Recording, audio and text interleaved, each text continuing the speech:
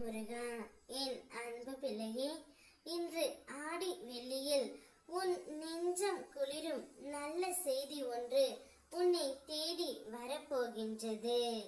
உன்னுடைய வாழ்க்கையில் நீ வைராக்கியம் கொள். எதிர்காலத்தை நினைத்து பயம் கொள்ளாதே. அதற்கு உண்டான தீர்வு நிகழ்காலத்தில் அல்லவா உள்ளது. எதிர்காலம் பல யதார்த்தங்களை கொடுக்கக்கூடியது.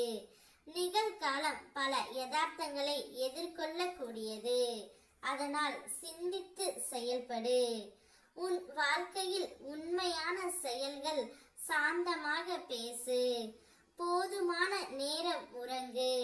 பெருமையாக வேலை செய். உண்மையாக இரு. யதார்த்தத்தை உணரு. சரியாக திட்டமிடு. நேர்மையாக சம்பாதி. தொடர்ந்து சேமி. நாகரிகமாக நடந்து கொள். எதிர்பார்ப்பின்றி அன்பு செலுத்து. யாரையும் திட்டாதே. சாபம் விடாதே.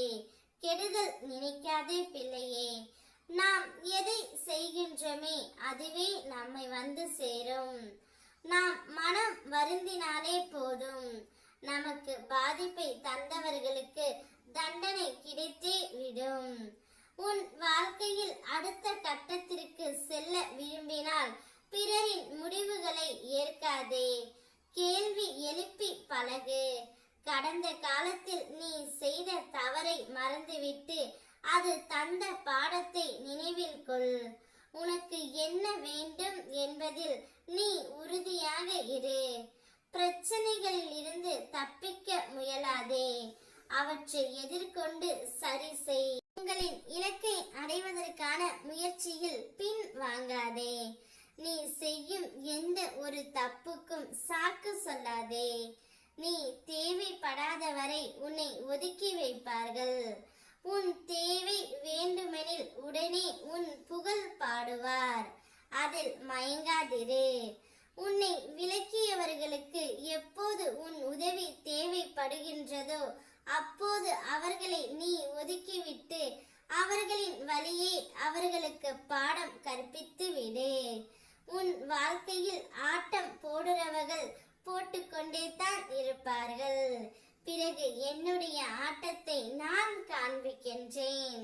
உன் வாழ்வில் நீ எந்த அளவுக்கு மிக உயர்ந்த இடத்தை அடைய விரும்புகின்றாயோ அந்த அளவுக்கு பலரின் அர்த்தமற்ற பேச்சுகளையும் கஷ்டங்களையும் கடந்தே ஆக வேண்டும் என்பதை மறந்துவிடாதே. தேவைக்கு வாதாடும் உலகம் இது. உன் வாழ்க்கையில் உயர்ந்த இடத்தை அடைய வேண்டும் என்றால் எதையும் கண்டு கொள்ளாதே.